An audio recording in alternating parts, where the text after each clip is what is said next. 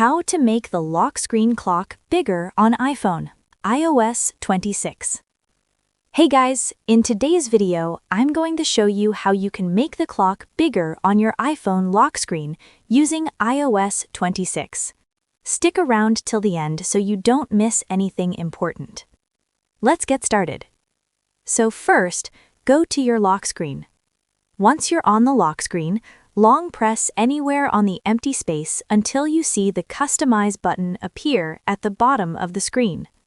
Go ahead and tap on Customize, and this will open the lock screen editor, where you can change different elements.